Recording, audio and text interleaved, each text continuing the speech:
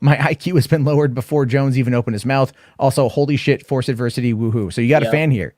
You got a fan here, man. Got one. Forced adversity.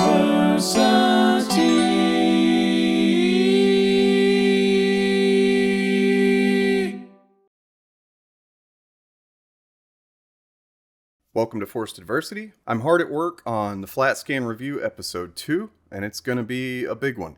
I'm also working on, as you can tell by my shirt, a video for Anomic Comics, which is going to be about Tales from the Crypt. Specifically, Tales from the Crypt presents Demon Knight, the 1995 film. That's for my new series called Gags and Guts, focuses on horror comedy. Today, though, I've got something kind of special, in not necessarily a great way. As you're likely aware, today is the 20th anniversary of September 11th, 2001. Now, I'm not one of those blindly patriotic guys, but I do have a reverent place in my mind for the victims of that day, and the families of those victims, the firefighters, and so on. I also believe that every American was a sort of victim. Of course, not in the literal direct sense, like the people that were in the towers and their families and the firefighters, but our sense of reality, our sense of security, it was destroyed forever that day. And we were culturally traumatized. A lot of that reality and that security that we thought we had was kind of false in the first place. It was built on, military, state propaganda, and so on. But if you remember that day, you know that the way we understood ourselves and the world changed irrevocably.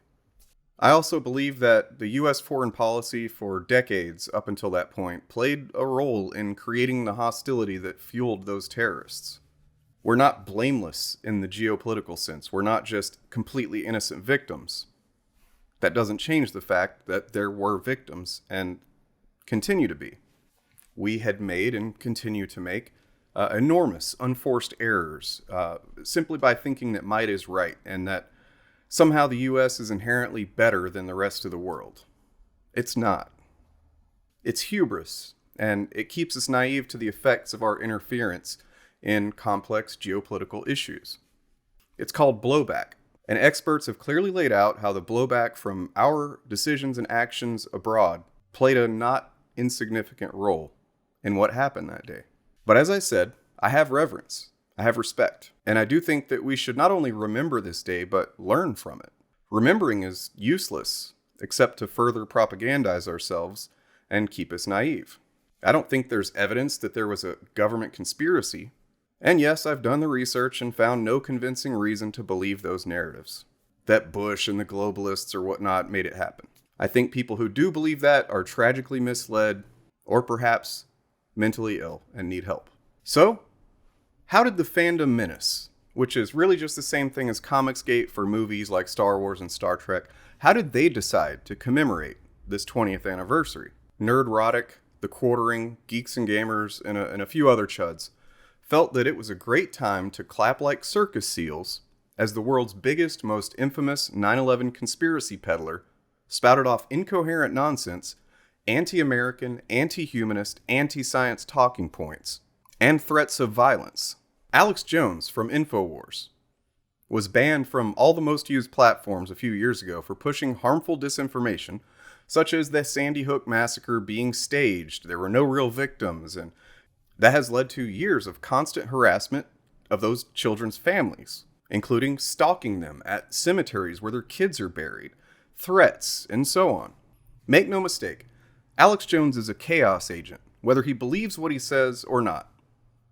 His goal is to profit by way of rage bait. He targets low-information people who simply react to the most aggressive voices saying the most emotionally charged shit. He uses thought-terminating cliches, obfuscation, and wild, incomprehensible claims with no evidence to feed people the exact nonsense that they need to hear in order to buy his products. Send him money, and go out into the world and create more goons just like them. Sound familiar? This was a wild thing to witness. It's truly a turning point in the online nerd culture griftosphere. They've gone full mask off now. Not only by having Jones on, but nodding and agreeing with every single word he said. Well, screamed. They didn't push back. They didn't ask for clarification on any of the nonsense he was saying. They didn't follow what he was saying most of the time. They're just sitting there with vacant looks in their eyes, which really they were probably just thinking about the money that's going to come from the clicks, the donations, and the cross-pollination of the audiences. The Fandom Menace has jumped the shark, and in the process, they've erased any shred of doubt. They are fascists. They are conspiratorial con men, and they're driven by hate, profit, and have no actual concern for the media that they use as a cover for their scam. Along with Comicsgate and their involvement with white nationalist Fox Day and QAnon, it's never been more obvious that these anti-fandom groups, they don't have comics, movies, or shows as their primary concern, if they really care at all. It is and always has been a smokescreen for quasi-fascist motives and intolerant agendas. So, on this 20th anniversary of 9/11, I hope you'll pay close attention to this extended highlight reel from the live stream that I was on with Matt Jarbo last night. Huge thanks to Matt for having me on. It was as fun as it could be, considering the fact that this was a blatant, shameless move by the Fandom Menace. They revealed that they hate America. They hate the fandoms that they wrap themselves up in. They hate their audience, and they hate themselves so much that they were drooling over a disgusting disinformation agent, an enemy of freedom, Alex Jones. If you've never seen 8 dudes being cucked by one bloated lunatic before, buckle up. Try not to vomit when you're not laughing and gasping at the absolute insanity of it all. Remember 9/11 by pushing back against this type of anti-American, anti-fandom bullshit. Because as Alex himself says, and the Chuds just agreed with, they want to murder everyone who doesn't agree with them. Anyone who their paranoid, delusional minds decide is worthy of death. The Fandom Menace is a mask-off extension of literal fascist conspiracy narratives. Never forget. And then joining us for the first time tonight is Forced Adversity. How you doing, man? Hey, man. How's it going? Good. It's going pretty good. Good to finally connect with you. I get you on here. I know it's kind of last minute, but I appreciate you coming by. No problem. Glad to be here. Today is very much a very interesting situation, because what I feel we got was true, absolute, utter, no question about it, mask off from the Fandom Menace. And this is something they've been ducking for a long time. But I feel in the last couple weeks, predominantly really in the last 2 weeks or so, they have been it's really been nonstop bomb after bomb after bomb. The Shang-Chi thing especially, now this adding on top to it. It's like the nice crescendo to the entire thing, Yeah. No, it really is. It really is. I was actually really surprised at how it's been escalating, because there is a lot of escalation there. And Dane, you cover this kind of stuff, especially in the Comicsgate front. Yeah. And I'm not really into the Comicsgate stuff. I find I give them only the credit from they saw a problem and they have decided to create their own cottage industry as a way to get around that problem. That doesn't mean that their opinions are good, because they're generally not. They're pretty bad people in some cases, but you can at least respect them for sticking to that part of their own ideology. Whereas the Fandom Menace does nothing of the sort. Right. They don't create anything. They don't build anything. All they do is sit around and tear things down for profit, which is, in their own defense, would be, oh, well, yeah, that's the YouTube game. We're just playing the game, guys. It's all we are, just people, humble, merchants with opinions, sort of thing. Even though we all know that's generally not the case. Yeah, I mean, Comicsgate operates pretty much the same way. There's a lot of overlap, actually. And yeah, I mean, with Comicsgate, they have the appearance of offering a product that they make. But if you check out a lot of their crowdfunded projects, they're very rarely, do people actually get the books that they're promised. There's several of them that are just years behind, despite, them having raised hundreds of thousands of dollars and stuff. So it's also there is some of that. Yeah, there is some of that as well. I think the stealing Solo thing comes to mind. There's been didn't EVS even have a couple delayed books or something, or am I thinking of somebody else? No, he has for sure. And then Richard Meyer, I think I just did a video on him last month where that's a name I haven't heard in a long time. He started a 5th project despite not fulfilling the other 4 at all, really, and he's raised $1 million easy. So yeah, someone who's not very well versed in Comicsgate and crowdfunding, and kind of all reminds me of the stories you're describing of remember that game Mighty Number 9? Oh, kind of reminds me of that a little bit. Oh, good old Mighty Number 9. That was I remember that from back in the day, and that went nowhere. Well, to be fair, the game did itself come out. Fake and very much under delivering on the promises, though. Yeah, it did. It was very fake, and it very much it made all the gamers cry like a nerd on prom night. Oh, it did. I remember I covered it myself a little bit back in the day, and I covered a few other things back in the day with it. And I am very I always kind of laughed because I thought the whole thing was pretty stupid. But then it came out and it was terrible, and no one I knew liked it, and I just never bothered to get my hands on it. But so anyway, when we talk about these movements of people, we generally have I've been covering them a little bit more here on the channel. I didn't start off wanting to do that, but I have this thing where fake news and bullshit really ends up it gets under my skin. And I think that's a good thing, because it's you got to start calling some of these people out. And I know I made a stink last week when I compared them all to Joseph McCarthy, or at least McCarthyism, and they still have not been able to get that out of their heads, because they referred to me multiple times today on this live stream.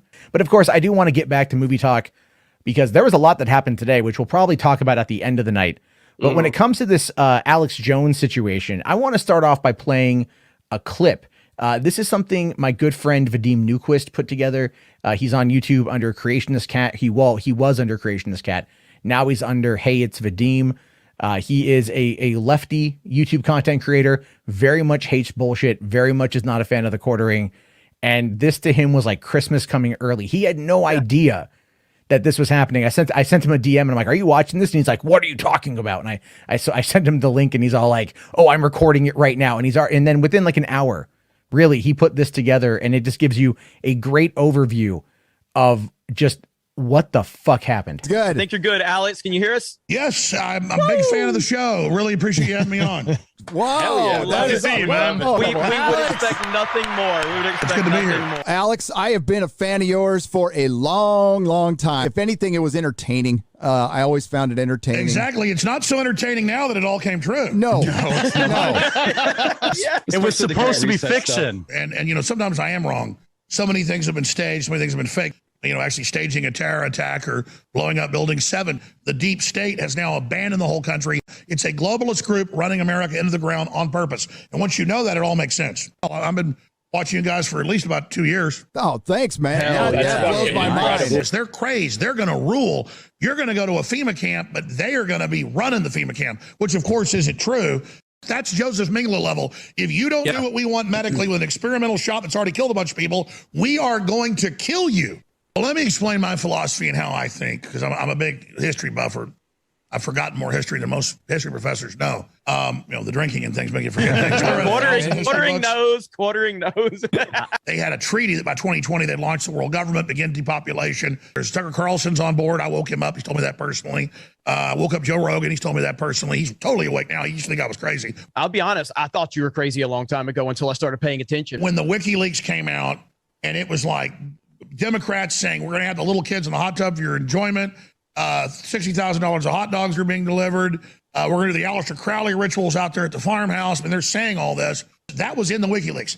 So then ABC News, CNN, the Wall Street Journal, the New York Times all reported on a pizza place and said it was all happening there. Then we cover it and say, is it true? Then they turn it around and say, we're the ones that created it. And the Democrats and liberals, who are now these cultists of big pharma, are worshiping it and covering up and censoring local news when the doctor says a 39-year-old mother dies after she gets one of these vaccines, liquefied her organs. So I think everybody either needs to stop this and defeat the New World Order. If not, billions will be killed by 2030.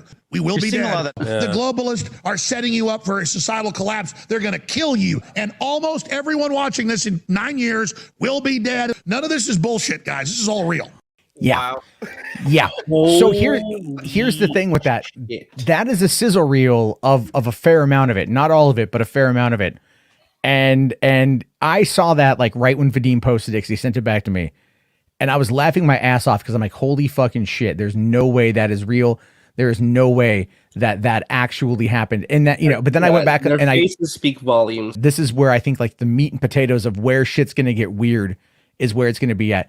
And McLeod here says, my IQ has been lowered before Jones even opened his mouth. Also, holy shit, force adversity, woohoo. So you got a fan here. You got a fan here, man. Got one. Yeah, that's Hell great. yeah. That's great. I don't have many more than that, so welcome to the party, pal. It's fantastic. So what I want to start off with here is like the first part of it, right? Talking about the vaccine stuff, because I just want you again to listen to what the other guys say, and you can tell the angle that they want to take, and you can tell the ideas that they're going to espouse. And again, this is uncut. This isn't like edited, like Vadim edited. I just took this as the clip. We can react to the clip because it is wow. You have the official speak where you're until 5 months ago, you were not allowed to say it may have come out of Wuhan. Here's the funding. Peter Daszak, Fauci saying, I want gain of function conferences he put on. Documents were already out. Now The Intercept got 900 pages where he says, I want to merge these 5 viruses. I want it to infect humans. It's a coronavirus. I mean, it's all there now. And so now it's okay to say it came out of a lab. So that received info has changed. Here's Pelosi in April of this year. She came out and said, we cannot require someone to be vaccinated. That's just not what we can do under the Constitution. Now, here, they haven't expunged this yet. This is the CDC website, still there today. Other myths and facts.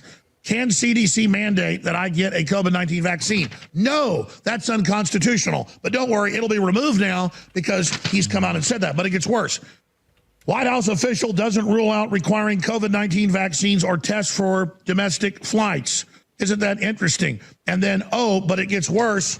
The White House is exempt from the shots, and so are postal workers. 600,000 postal workers, they're exempt. So you talk about discrimination, folks. This is it. Here it is. This is out of Newsweek. So you notice how they're framing the argument against the government? Right. But it goes to show you, like, he's already trying to establish, like, it's the us versus them mentality. It's the us versus them mindset. And considering the fact that, like, the 8 other dudes on this panel that aren't Alex Jones all push themselves into the victim category as often as they possibly can, they're eating this shit up. They're just eating this shit up, even though I'm sure it is as skewed as it could possibly be. Members of Congress and their staff are exempt from Biden's vaccine mandate. Huh. That's interesting. Wow. Wait, how convenient. Yeah, so we're talking Animal Farm now. Yeah, yes. unbelievable. We heard a very specific number yesterday. 80 million Americans were vilified for wanting to protect their own freedoms, and that was done by a leader of the free world, which is I've never thought I'd see that, but it happened. That's such a weird angle to take on it, in my opinion. 80 million people are denied. No, a lot. The 80 million is he's trying to associate that with, like, Trump voters. Yeah. Again, though, notice how they're all playing. It's like, oh, yeah, that is weird, isn't it? They're all, like, egging it on in a way, right? They're egging it on. They're saying they're giving validity to these points. Were people trying to frame this as like this was going to be a conversation where we talk about pop culture and we're going to get to the pop culture part next, because they start off, he goes off on this real quick and he just kind of catches everyone off guard, but no one here actually wants to disagree with them. Even at some point later on in the stream, I just happened to tune in randomly, and Gary's like, I'm going to disagree with Alex Jones, although from what I can gather during this entire thing, he never once disagreed with Alex Jones and was basically ball washing him the entire time. So, and then also when Jones said that we can sit there and say that it came out of a lab, I just looked that up. Again, it's not conclusive that it came out of a lab. So still, it's not 100% that it did. We don't know that. But again, this is the whole mindset here. It's always creating these false narratives, these kind of like false areas of doubt that they can push to get people to go, well, maybe. Yeah. You throw out a non-falsifiable claim, and what's somebody going to do? You can't falsify it. But he's saying it so loud and fast, nobody can, even if they wanted to, which I doubt they would. That's his debate method, is that he ends up going in and kind of steamrolling you with information and not giving you a chance to really kind of properly respond. The thing is, though, the 8 other dipshits on the screen, they're not even going to bother to respond. They're going to agree with it. They're going to take it in, all while trying to kind of hide behind the idea of, oh, no, we're questioning things. Considering the fact that they don't question anything. They just say everything is terrible, it's horrible, and it's woke. And if you've ever watched Nerdrotic's review of Shang-Chi, as RJ has so eloquently pointed out, it was based in bullshit.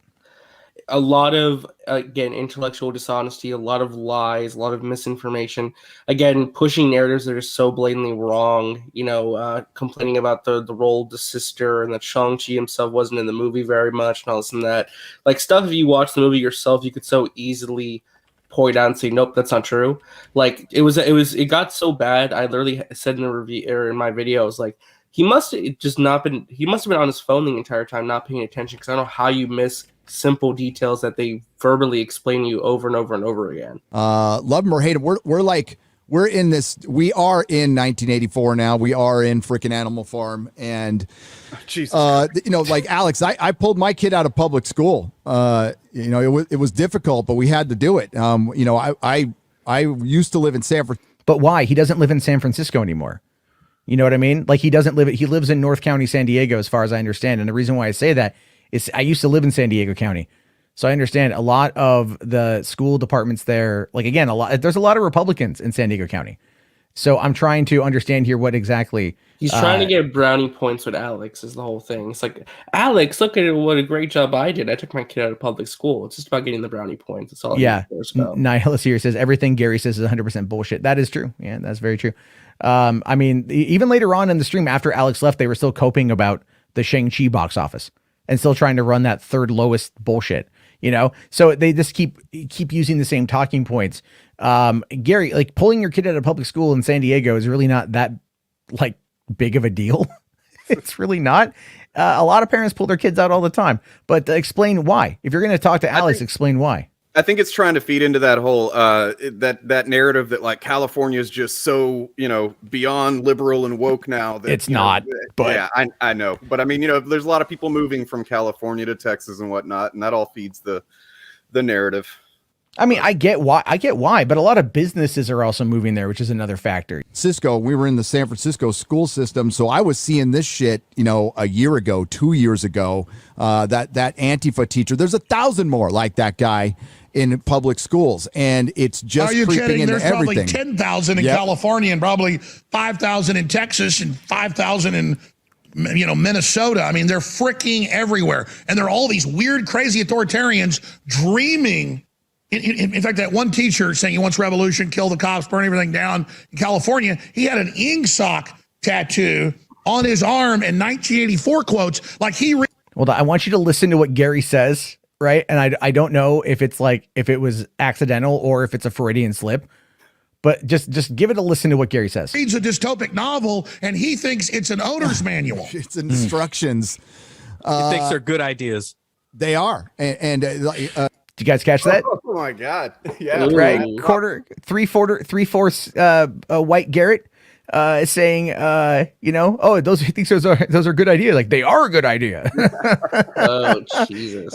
Gary, I don't know if that's a Freudian slip. He doesn't really go back on it. No, he doesn't. He doesn't because again, he doesn't understand. What I think it is he's just responding in the positive. Like no matter what's being said, he's going to respond. Oh, that's true. No, that's a good point. Very good point. Yeah. The San Francisco State is full of them, and I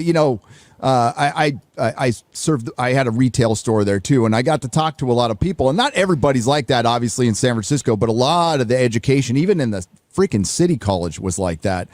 And, I didn't take it seriously 10, 15 years ago. I'm like, it's just a few people. It's never going to get bad. And, well, here the fuck we are. It's bad. I don't know. Well, that's because there's always been a lot of followers, and it's up to strong men and women to stand up and be leaders, not to tell the dumb or the sheep what to do, but to stand up and lead by example. Well, I love that line right there because they completely misunderstand the point of like Alex Jones does not understand what he's trying to say right there. Right. Because he doesn't realize, or he knows, Alex Jones knows these guys, they're the sheep. Yeah. They're outright the sheep. I mean, it doesn't matter how many data points you send them, how many pieces of information you send them that discount all they say. Like at some point later on in the stream, he criticizes how much acreage Bill Gates has, uses it as some kind of conspiratorial thing. Gates actually, I looked that up. Gates recently said like that was all done by the board. They bought that for an investor purpose, owning 290,000 acres of farmland or whatever. So it's like, again, it's all of this. It's like here's a little factoid, and then here's this spin on top of it, by trying to make it out to be worse than it is, because that's what Jones does, and that's what he spends this entire time doing. Well, I mean, the reason they're so much alike is they each have, whether it's Fandom Menace, Comicsgate, or InfoWars, they have their overarching threat narrative, right? That there's this, and they overlap a lot. But as long as the audience accepts that threat narrative, anything else that's said supports that in their mind. You know what I mean? So like, Yeah. fucking Bill Gates has how many acres or whatever, that definitely supports that. Like, Oh no, 100%. It's absolutely wild because I think some of them actually do believe this 100%. They share a lot of the same audience, and they all have to keep upping and upping and upping the intensity of what they say in order to satiate that audience. That's the whole point. And I can speak to this from when I used to do the whole anti-SJW stuff, because I'd wake up in the morning and I'd be like, okay, what will make me angry today? Because that anger then transfers through to what I'm saying, and then that anger will then transfer through to the audience, and the audience will be, they'll feel it, right? They'll be enthralled by it. They get that hit that they're looking for. That is literally every single thing everyone on the screen does. Yep. With this group. They find those particular pain points and they keep hitting them through repeated bullshit. Gary at some point, even later on in the stream, was like, he's like, I'm objective. I show sources where I can. And I'm like, in the chat, I even said, I'm like, Gary, you said that they were going to put critical race theory into the new Lord of the Rings show without a shred of evidence. Stop lying. Mm-hmm. Which they do bring up. It's like, oh yeah, Alex, Disney's introducing critical race theory. They're going to corrupt our children. It's like, oh my God. Oh yeah, I know. I saw someone make a comment there about that the vast majority of people hate vaccines or hate the mandates. Like, here's the thing with that, man. We've had 177 million people in this country fully vaccinated. If 80 million people are having their freedoms denied because they don't want the jab or the poke to stop the coof, whatever word they want to use, more than double of those people have actually come out and gotten fully vaccinated because they understand that it's actually about the greater good and trying to actually protect everybody. What this is conspiratorial QAnon bullshit, or as I've been saying, jokingly, of course, Q-Baka. That's what they are. They're Q-Baka. They just believe all this nonsense, but they hide behind the concept of pop culture as a way to indoctrinate and radicalize more people. And I've even made the joke before, and I stand by it, even though it's a bit hyperbolic. The energy I get out of this kind of shit is the same kind of energy I got on January 6th and what was leading up to it.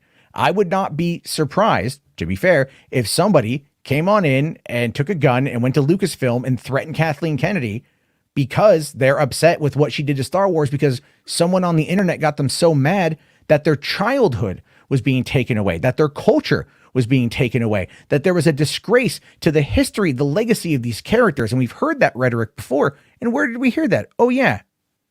Fucking Doomcock just the other day. With the whole Rocketeer thing. Yeah. So we've heard this constantly. This is exactly the kind of energy. It's the same kind of grift. It's that same kind of nonsense. And there is a lot of that kind of radicalization here on YouTube. And Alex Jones is like the God Emperor of that.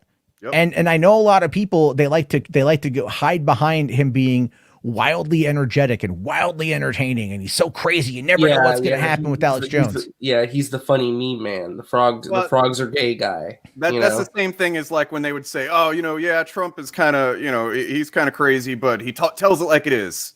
It's just the shield they throw out so that they can kind of casually dismiss that they're totally eating up everything he says. Every person here is the villain, by the way, but they see themselves as a hero of their own story. But in reality, it's the exact opposite. They're out there not trying to, bridge the gap, not trying to find any kind of middle ground.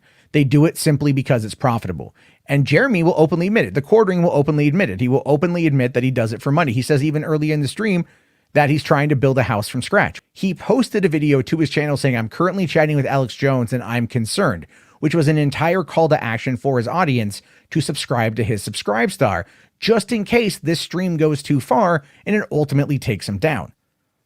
What does that tell you about the fucking conviction of these people? Yeah, there's decades of history of positive ways to engage in fandom to make things, to change things if you really want things to change. You know what I mean? Like, it's been proven time and time again.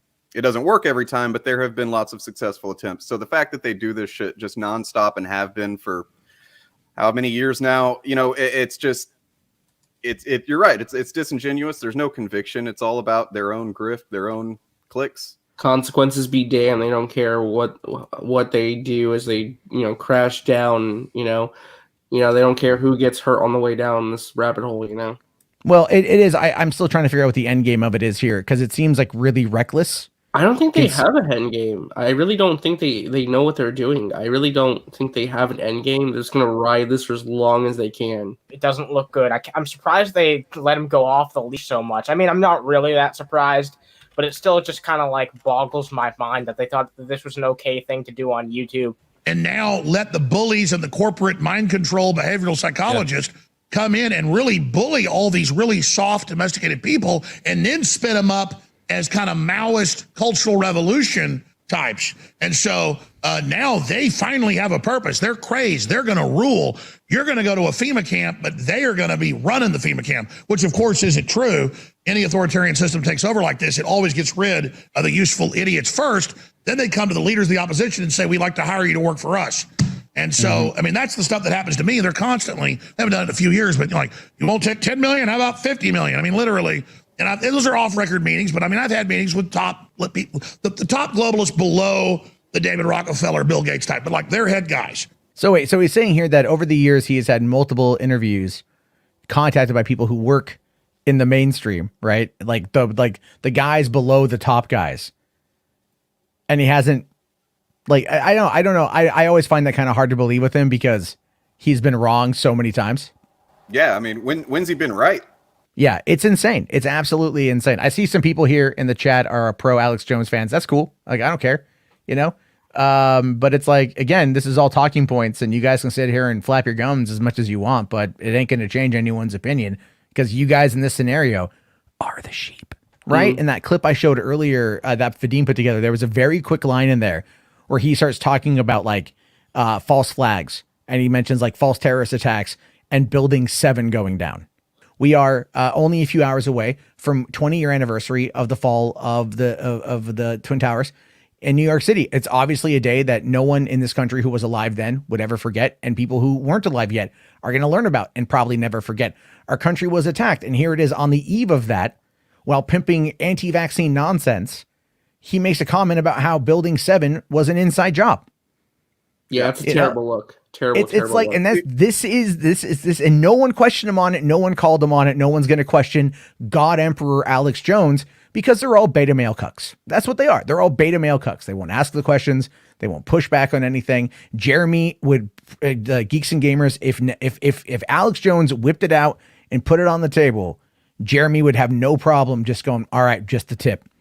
Yeah. And then taking the whole thing down to the balls. When Alex left, Jeremy's like, oh, I can't believe I get to say this, but I'll text you later, Alex. Like, oh, someone's got a crush. That's cute. Oh, someone's go. Did you guys match on Tinder or Grindr? Whatever you're into. It's ridiculous. Yeah, they like to have a daddy is what I like to say. You know, they always have their daddy that they just, you know, cling to unconditionally, you know, like Snyder was until suddenly he denounced them and shit. So when Alex got on, Jeremy's like, oh, you know, do you denounce Geeks and Gamers? Because that's what people in Hollywood do. And then they even bitch about that at the end of this. I saw something earlier with like with AZ making a comment about that. You know, never mind the fact that it's like, hey, listen, everything that Zack Snyder denounced them for right now, they fucking proved him right. Hashtag Zack Snyder was right. Yeah, I know. Really? It's all performative. It's all a show. It's not real, but they want you to think that it is. So you'll be emotionally invested into it. And then you'll give them money because they're the truth tellers. That's what they want. McLeod here with the pro wrestling model. It is. It's all pro wrestling. It's all kayfabe 100%. This guy here, you're a fucking bullshit coward boulder boy. You can lick my taint. I don't know who the fuck you are, but feel free to just like slurp it down. It's hot and I'm sweaty and I got huge balls. Feel free to just let them bounce around your mouth for a while. Taste the salt. It's like, join me and I will complete your crazy. You don't know I'm the globalist. And I mean, so that's how this is, folks. They collect people like baseball cards. And most people like Jimmy Kimmel, because, you know, that's the news now is the nighttime propaganda, right. Or Stephen Colbert. They get on their knees and say, yeah, I want the $30 million contract. So, and then, of course, Chucky Schumer pulls out the you-know-what. Well, they end up, it's nearly not impossible. About sex, Gary. Yeah. It's nearly impossible for most human beings to turn that down. And then they become so used to it that you see the transition in real time where you've seen a guy like Kimmel or Colbert go from okay, he made the occasional kind of like liberal leaning joke to basically full out propaganda now. Doesn't that remind you of everyone on this panel? Yeah. But they were right though. They were right here when they say like it's, you know, who can turn down the money, who can turn down the fame, turn down the popularity, and then to slowly shift your views and to slowly shift your ideas from talking about something from maybe a centrist perspective to full blown propaganda. Have you seen the Quarterings videos? Have you seen Nerdrotics videos? Have you seen Jeremy's videos? Hale versus as whatever the fuck his name is. Well, all that shit is propaganda. Yeah, and this is where it gets even funnier. The Quartering himself, actually, if you follow the Quartering Receipts account, he put out a video saying, I need to hate less or whatever. I need to change my channel a little bit. And then the next video he posted, like not even like 40 minutes later, was about the KOTOR remake being woke because of the Mary Sue writer. Mike Shadez says left-wing cocksuckers are jealous. Again, I love that. It's not even an argument. That's like, and this has been the whole point. Outburst. Yeah, I know. Like, do you need a Midol, buddy? Need a tissue? Need to lay down? Need a warm towel on your face? Kind of maybe you just need to listen to some Enya and like inhale lavender. I don't know. And now we have this entire thing trying to separate people by did you or didn't you? Yeah. It is fucking second-class citizens. You're separating everybody standing up and speaking. Yeah, I bet that oath will change pretty soon. Well, yeah. All right. We Can I say something? Yeah. I just think it's very hypocritical because these people have done nothing but divide people up. Like that's literally what they do for a living. In large part, what they do is they try and divide people and get them like galvanized against each other. It literally supports what they fucking do to get people pissed off and raging against each other and to be as divided as possible. Is that not what they do? And they're trying to say that other people are doing that. It's like don't fucking throw stones in glass houses. That's exactly what they do. Yeah, a lot of projection for sure. I am fed up with you and I'm running out of patience. You unvaccinated did this. You're killing people. Well, let me just inject here. Yeah. So, I mean, of course, Jeremy's going to run defense here in a second, but yeah, he needs to save his ass so they don't look so horrible. Well, that's kind of what they do is they find something that like is true in an anecdotal sense, and then they just blow it way out of proportion and make that like this is the problem. This is going on everywhere, and you should be afraid of it. You know what I mean? That's the whole grift. Yeah, that's the whole idea here is like, and I alone can save you sort of nonsense. That's the mindset. But we are getting close to the end. Let's just finish this up. Here, real quick, interject. None of us are doctors. I knew you were going to do that. That's the one. Nobody on this panel is a doctor, and this is everyone's own individual opinions. Yeah. That's They're gonna listen. Let's just say this. Let's say this.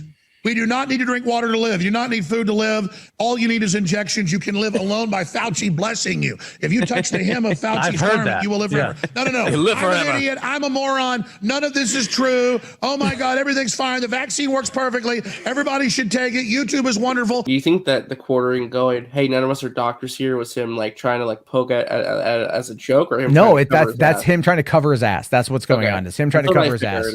That's what I figured. The Quartering Jones took it and then made it into a joke. Okay, I've got a genuine question. Do you think the Quartering regrets going on that stream? No, not yet. But did you see his fucking body language during Dean's clips? Did you see that? I was actually going to point that out too. That Jeremy, I mean, and I fucking don't like Jeremy. He's a lying, grifting piece of shit. So I'm not trying to defend him in any way. But there's something a little bit different about his facial expressions through some of that. Like he's kind of smirking, like "Holy shit, this is insane!" Like whereas the other guys are like just eating it up without question. Yeah, like they're loving it.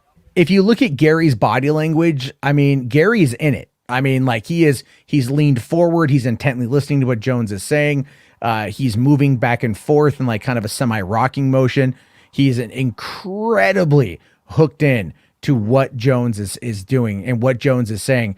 And everyone else is just kind of like listening. There's a line a little bit later on where Jones, it was in that first clip I played that Vadim put together, where he's like, in 9 years, like all of you are going to be dead. Right. Like, but then Odin tries to like come on in and save it. Because he saved it. He goes like, well, you mean through climate change, right? And then everyone starts knocking climate change, and then, so it's like he's trying. Because that's woke. Because it's woke. Yeah, it's woke. It's woke to say that we're getting hotter. Everything they did in regards to like Loki and What If and everything and the Mandalorian, it's all failing. I mean, it's absolutely all failing. I did bring this up last night when talking about how the Fandom Menace was when Cara Dune was first announced versus to when she started espousing their ideas. And you can see here flat out that on the left, it's is Cara Dune a Mary Sue and all this other stuff here, right? Gets woke from EVS, and then it's like, but they're trying to fire Gina Carano, and all this shit. And this goes to show you that it's always been a grift like that. McLeod here says dick flaps like these guys on the right are the real snowflakes. They were the OG cancel culture, i.e. McCarthyism, the satanic scare, anti-comics, video games, Dixie Chicks, conversion therapy. Yeah, I don't disagree with you there. Like, they are absolutely pro cancel culture, provided it feeds in to their narrative. Tony here is saying they're Anita Sarkeesian 2.0. They really are. They absolutely are. Because remember, everything is sexist, right? Against white men. Everything is misogynistic, against white men. And then they have to call it, everything is racist against white men. And they have to call it all out all the time. Yeah, so that chose to become the mirror image of Sarkeesian and the SJW movement. You know what I mean? They talked about like Alex Jones and having to like apologize because he says, if I'm wrong, I apologize. And then Garrett was all, but the media never apologizes. Well, let's talk really quick about what Alex Jones had to apologize for. So he's kind of admitted with that Sandy Hook thing that he is an idiot and that no person in their right mind would believe him. But he was going to face legal action though. Oh, well, that's what but that's not the only time. So he mentioned Pizzagate at some point in the thing, and there's a whole rant about it, but I get there's so much to go through. I couldn't get to everything. But he had talked about Pizzagate, and he says in the stream, the media was covering first. The media was talking about it first. We just reported on what the media was doing. That's bullshit. They were fueling that rage against it. Mike Cernovich pushed Pizzagate quite a bit. That's not the mainstream media. That's a right-wing cuck lawyer. That's who he is. And then all of a sudden it gets to its high point where people were literally stalking Comet Ping Pong Pizzeria. They were walking around it with video cameras trying to find the entrance to the secret sex dungeon. Couldn't find anything. And then Edgar M. Welch, I think he was 25 years old, drove down to DC with his gun, walked in, opened fire to clear the place out, and then went and tried to find this child sex slave dungeon that he was told by InfoWars was in that place. And as a result of that, I believe he just got out of jail, or he's just getting out of jail after serving 4 years and some change in federal prison. And then Alex Jones was sued by James Alefantis, and Alex Jones in March of 2017 had to come out and apologize. Alex Jones had to once again issue a retraction and an apology to Chobani Yogurt, who was based out of Twin Falls, Idaho, and hires a lot of refugees to work in the yogurt factory there. And he had accused those refugees, of being basically murderers and rapists, and that they were being brought in by the owner of Chobani. And a lot of other heinous things that he was then sued for. In order to settle it, he had to come out and issue a retraction. This is not an uncommon thing for Alex Jones.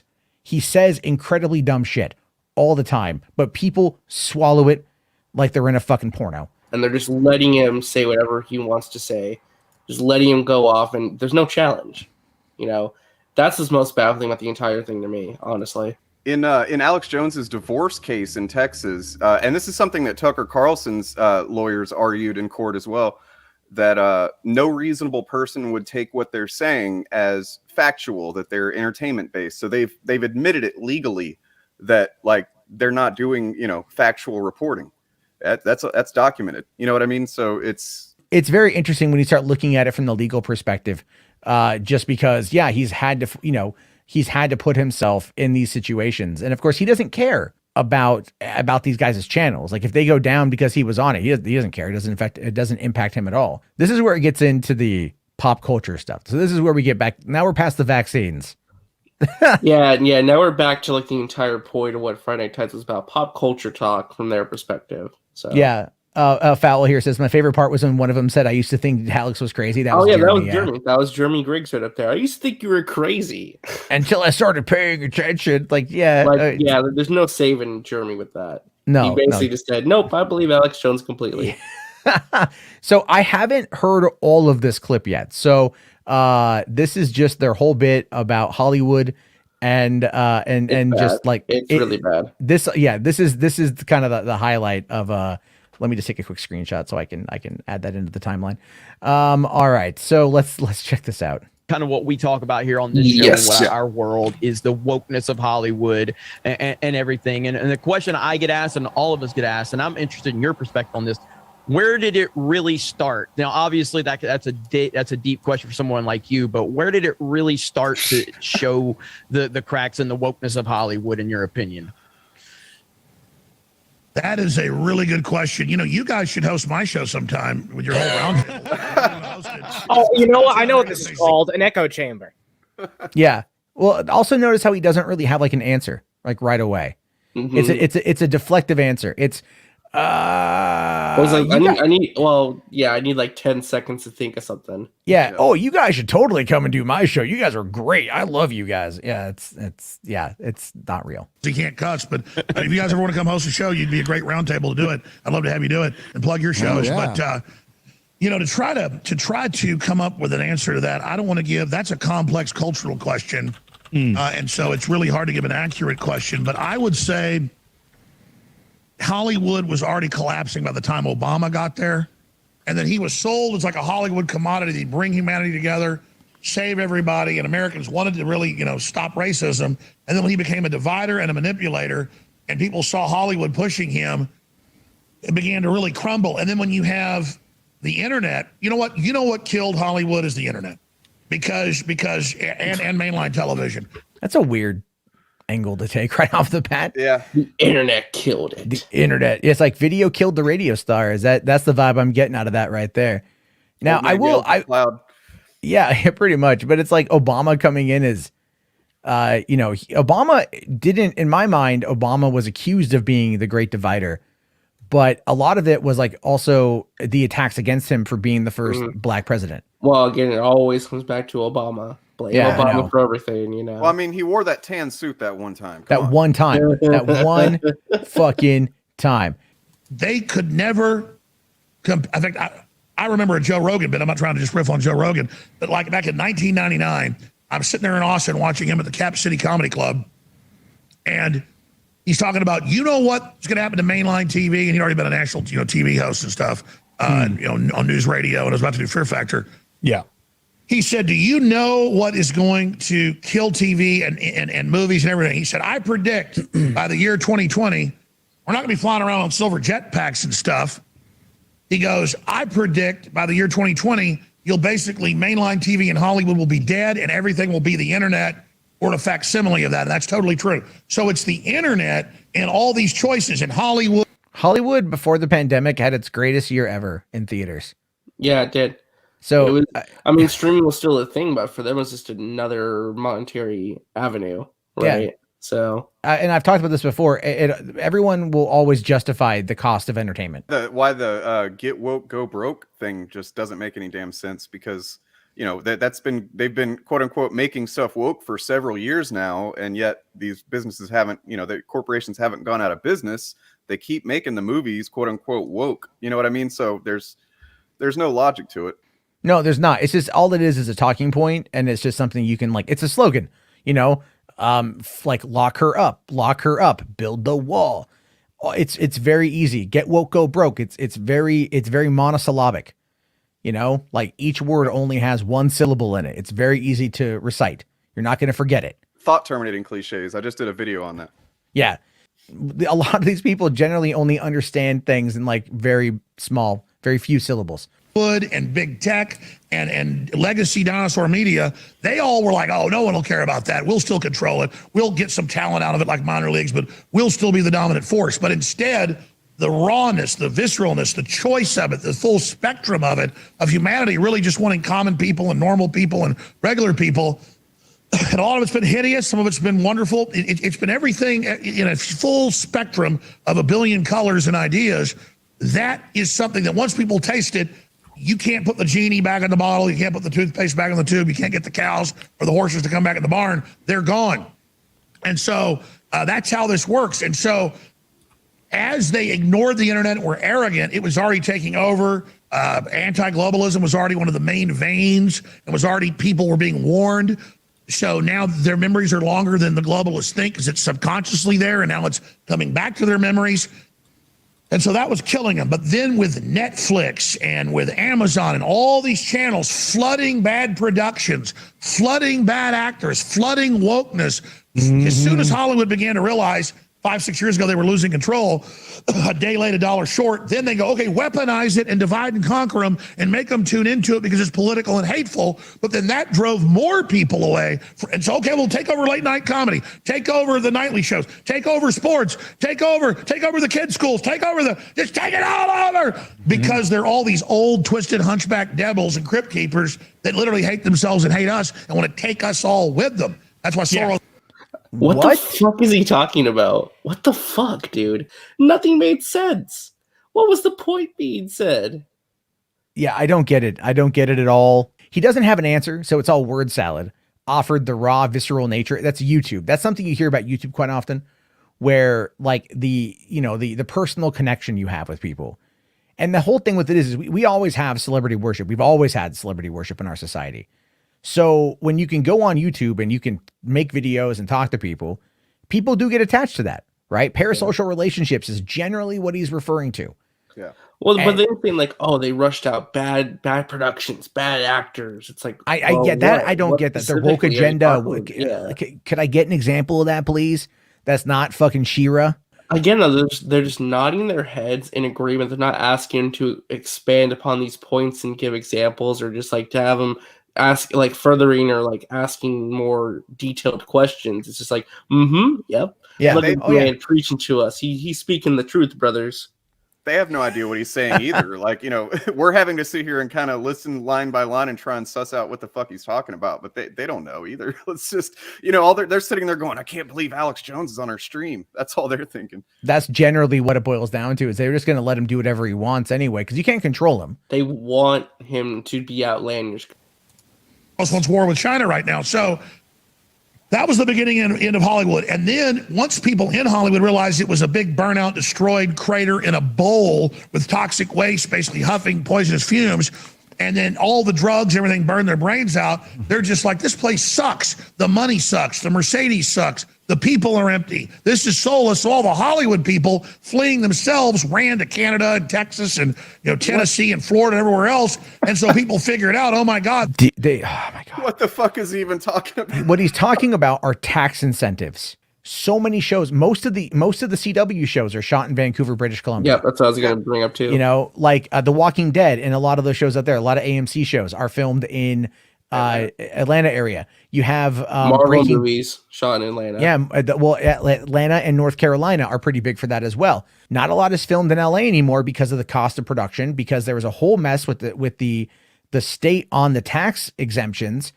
Or the tax rebates that would come on in, whereas Louisiana, Georgia, Arizona, and a number of other states offered fantastic tax exemptions or rebates, which would allow these companies to save an obscene amount of money by filming in those states. This is the thing. This is like, he's talking about this like there's this massive exodus because of some like woke culture war bullshit, when in reality it is just fiscal choices. And it's like, this is the world that like I fucking lived in. So it's like, oh my God, fucking kill me. I don't think anyone on that panel is smart enough to understand. Yeah, they're not. Like, they don't want, like, Gary, like every time I see him, he looks more and more deranged.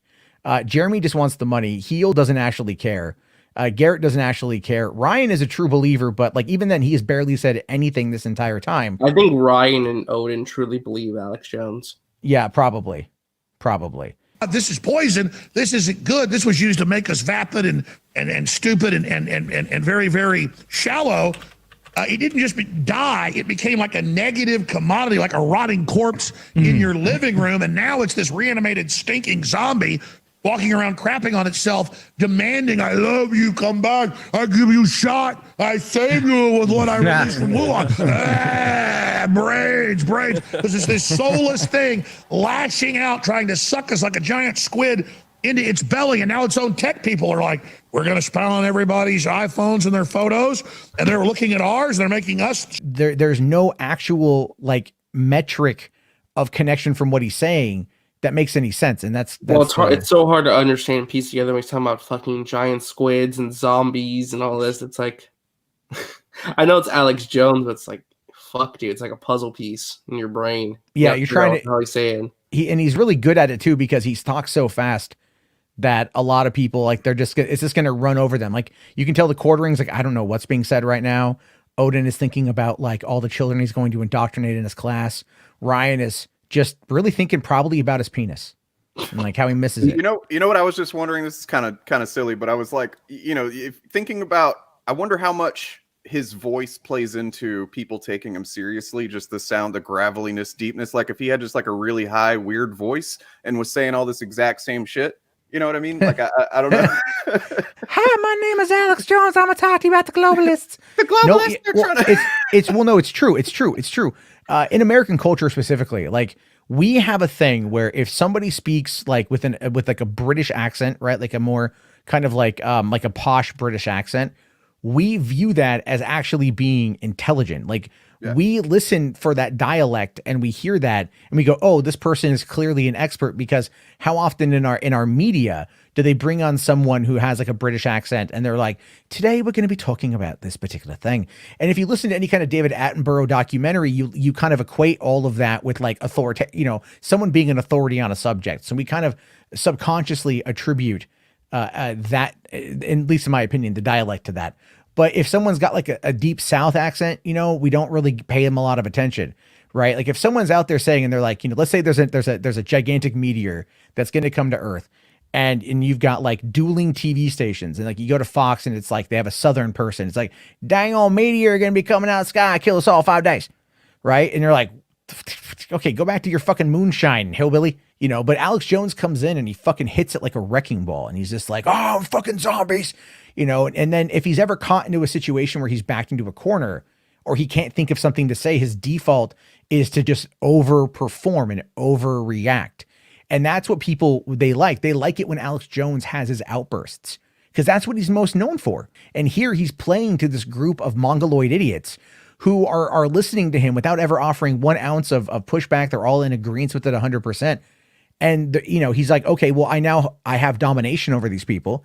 I now have control over them entirely. I can say whatever I want. No one is going to say anything back to me on it. No one is going to question it. And I can get crazier and crazier and crazier. And the crazier that he gets, the less likely it is for them to actually say anything. But it's only after he left did they go like, well, yeah, I mean, I would disagree with them on this or whatever. But it's like they can't say it while he's there because they are afraid of him. Yeah, I've never seen like 8 dudes being cucked at once before like this. You ever see the porno cover? It's like poor little white boy, and it's like the white, like the little twink dude on the couch, and it's like 8 black guys behind him. Yeah, it's it's this but squared, so it's a lot. It's a lot. Anyway, only about my naked wife and my camera roll. Well, wait, I thought I was supposed to be the ruling class. I was supposed to be the movie star, and now they all realize it's empty. Total crap, ladies and gentlemen. There's nothing there, and it's not just a zero. Hollywood is a negative, like trash you've got to pay to get rid of. And so it's lashing out with the Great Reset to collapse us and gaslight us and turn us. There it is. You guys hear that? The Great Reset? Yeah, he was talking about this, the Great Reset, the New World Order. Yeah, it's all QAnon shit. It's all QAnon shit. So it's just it's all coded language. And I guarantee you, like, none of these guys know what that is, because they are literally playing with forces they don't. Maybe Gary gets it. Yeah, I think Gary and Odin might, to be honest. But Odin, I would say, dabbles in some Q. He probably would like shares anti-vax shit on Facebook. Like, Lord Jesus will protect me. Well, yeah, if you're so confident with vaccines and you took them, why the hell are y'all nervous? I want more people to get vaccinated because I want more people to be safe from this thing. Sorry. I have 2 kids and they're not old enough to get the vaccine. So I want to make sure other people that are around me are also, because I can still get it. It just is not going to impact me as much. That's the whole point. The vaccine doesn't keep you from getting it. It just keeps you the fuck alive.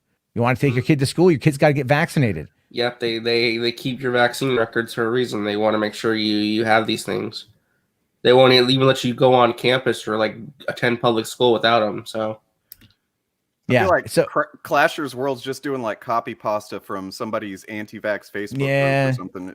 It's there you go. I'm just gonna get rid of them. So all around. So as soon as their image machine and as soon as they being in love with themselves finally died, it was dangerous because that was their identity. Now they went, well, screw it. We have these battle plans to deindustrialize or release a bioweapon and start killing everybody. We never really went along with this, but actually, since they don't love us anymore, and since we can't mesmerize them, let's just wreck everything and bring them down with us. That's it. It sure seems like, you know what's interesting? I love it. I love it. If you look at that's the best answer possible. And was that an answer? No, it's the best answer because he yelled it really loud. Yeah, it was the best answer because it was so incoherent, entertaining that everyone's going to clip it. Danny asks, will the Nerdrotic channel get taken down? I know people were tagging Team YouTube with it today. And then I know, like, you know, someone, I guarantee you, the lefty channels, I know some lefty channels that have recorded it and that are already looking into it, and they're putting together something very quick while the iron is hot, sort of thing. And that's going to draw a lot of attention. And if there ends up being, like, let's say a Daily Beast article or Right Wing Watch or Wall Street Journal or whatever, you're going to see there being like a massive blowback from certain areas. And this is going to spread. This is like some pretty crazy shit. It's going to get clipped out. Alex Jones being Alex Jones, and not one of these silent circus seals actually barking anything in response. Anyway, is it just me, or does this seem like a turning point for these guys? You know what I mean? Like, no telling where it's going to go, really. But like, this feels like a pretty big moment. Well, when I made my video on this, I said that this is the beginning of the end. This is the start of the third act, right? This is the crescendo on a terrible couple of weeks, terrible year, I believe they've had. Honestly, with the Shang-Chi thing, with the failure to go after Marvel. And just like the general fact that people are starting to like wake up to them and make fun of them more openly. I truly believe this is the beginning of the end. It's going to be slow. It's going to be a very slow process, but this is the kind of thing that's like, it doesn't help them. You know, I think it does more to hurt than help. So let me ask this. Does anybody think that maybe that they thought that this was a smart move kind of in a response to realizing that they'd taken a lot of L's and like, you know what I mean? Like maybe they thought this would help get them back in, or at least get them a new audience, if not get their, get people back on their side or whatever. I think so, but I also believe that it depends on how smart they're playing at it, and I don't know how smart these guys really are. If they're playing 4D chess, then they could be doing it like, let's go out on YouTube in a blaze of glory. Let's give them a reason to go out and basically find a way to get kicked off YouTube. So we can cry and play the victim card of YouTube deplatforming us and grow our base. I have a theory.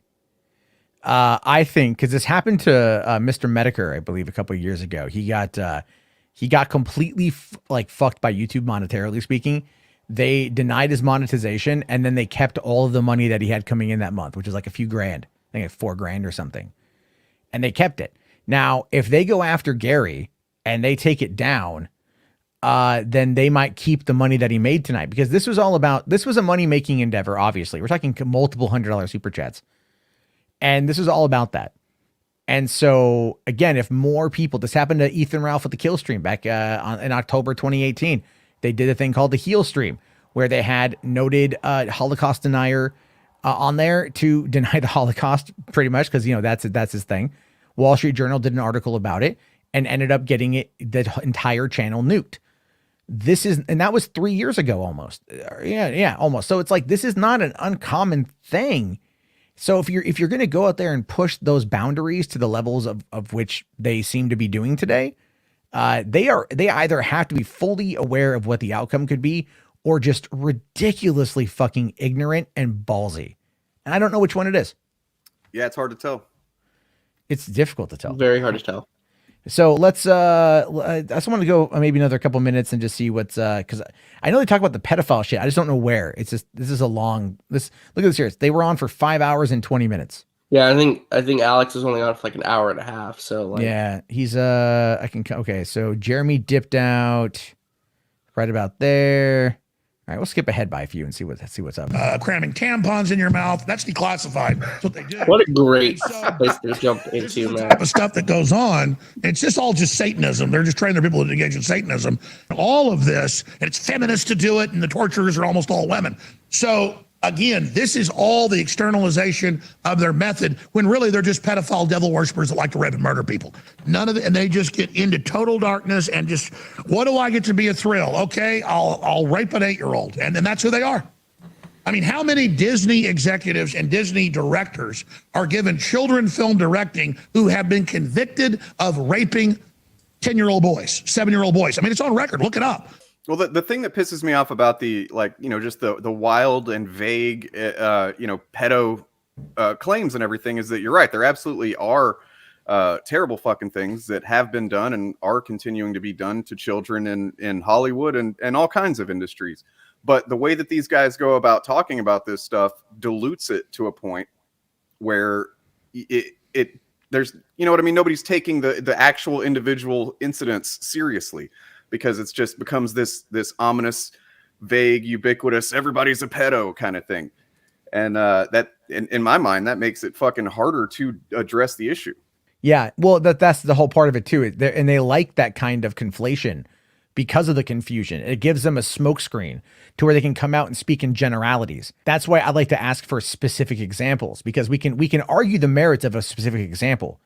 Right? If I have an idea and you have an idea and you come at it with something that I can't refute and it opens my eyes to something, then we can at least have a discussion about that.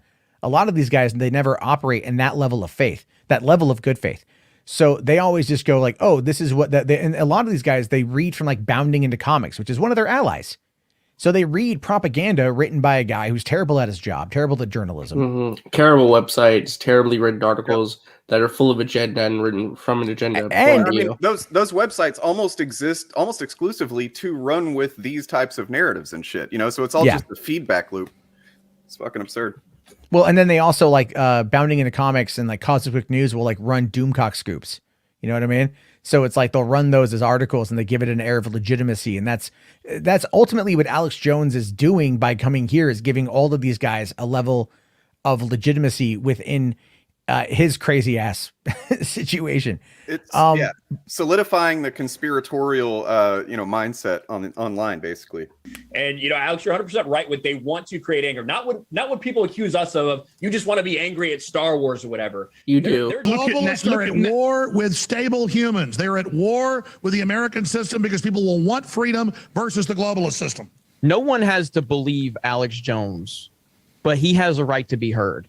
And I think that's just the bottom line here. And if you fear his words, he's probably saying something that's hitting close to home. That's and even the way Bill I've Maher always said looked that, at it. and I appreciate Bill Maher saying, "Hey, everybody gets to talk, including Alex Jones." Because what's dangerous is I've learned being deplatformed off of everything but Infowars.com, Newswars.com, Band.video, which has millions of people a day to come to it, and then they share it out, and then people are like emissaries or ambassadors, to get it out. They choose what to show of you in the mainstream media, or they lie about what you've said, and then you don't get to respond. And so they had the Wall Street Journal, which you think is respected. It's one of the worst. It's a hit job. They wrote an article saying Alex Jones says nobody died at the name of that place in Connecticut. I won't even say it. Yeah. Alex Jones loses suit for writing book. Nobody died at SH. And then it just says I lost a suit, and I went to the Wall Street Journal with lawyers and I said, retract this. I didn't write this book. I didn't lose a suit. They said sue us. So folks, believe me, you think they're lying when you're personally like a dark horse quote celebrity, chew toy of the New World Order. They literally edit and change and lie, and then exercise to see with all their minions to see how much can we get our newsrooms to lie. But it's only on Alex Jones. Doesn't that sound like all those guys coordinating their attacks on Shang-Chi, Mandalorian, Star Wars, Marvel, right? Yeah. A little familiar? A little bit of that. Coordinated content with the exact same talking points and the exact same, arguments. Yeah. Yeah, there you go on that one. It's all a grift. And the thing is, all the people here they're too dumb to realize it. I feel like Jeremy keeps looking like he's having like a self-aware moment or something. Well, Yeah, Jeremy. So we'll just kind of dip to the part where Jeremy's gotta go. Is this coming up here? Like he basically just like well, he's deflecting, saying, "You guys are reading too much into this. I was just getting dinner, for God's sakes. Leave me alone." Yeah. Here's the thing: if you've got what is going to be the biggest stream of the year, the one that's going to break the internet, you've got 17,000, 16,000 people watching, and then all of a sudden you dip out and you're like, I gotta go get dinner. No, you would come on this thing for the whole haul, or at least until Alex Jones is done. You know what I mean? Like this is, and then, but the thing is, you can tell because he released that video during the stream that was saying like, I'm talking to Alex Jones and I'm concerned. Like he was fully aware of the grift. He's fully aware of what could potentially happen. And he's trying to cover his ass in case it gets to be too bad. I forgot the question. I'm being rude here. What was the question again? How do we stop? How do we stop it? We engage the globalists at their level when they distract us and go, hey, we know you wrote white papers about killing us all. We know why you're doing this. You're scum. You're the worst trash. You were given everything by your parents and their parents. You need to get out of the way. We're going to organize against you now. We're going to have a pro-human future. And yes, it's true we become slovenly. We become decadent. Yes, it's true, but you've helped grease the skids with Hollywood and all this. And so you need to understand, you try to get rid of us, we're going to make sure you go first. And then they're going to back off. But then we've got to have a real discussion about real sustainability and real technologies and real exploration and making it about human endeavor and real competition where we celebrate leaders and alphas, everybody else, but then we take everybody else with us into the future, but we also crush psychotic predators. We hang them till they're dead. Look at Jeremy. Will come up and smell. Yeah, you heard that public execution comments like, shit. If it's a female, he won't eat it. If it's a male, even his own baby, he will eat his own son because he doesn't want the competition. He's not that smart. We're going to publicly execute your ass. And then Odin's down there nodding and agreeing. But we're going to hang these people at Nuremberg too, unless they go the way of Hitler and take cyanide. Jeremy. Oh my God. I want to just kind of hear like Gary trying to like justify this a little bit because he's so into it. He is so into it. Like, I was stuck on the guy on the bottom right was like literally like wringing his hands as that's a Catholic school teacher, right? We talked a bit about the Spanish Inquisition. You know what? Like Catholics have been doing a lot of killing for a long time. Yeah, this is a guy who claims that he's a servant of God. He's a very hardcore Catholic Christian.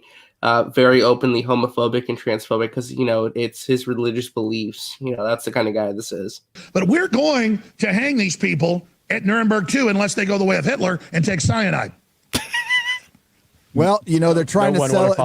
They're trying to sell us. They're trying to sell us.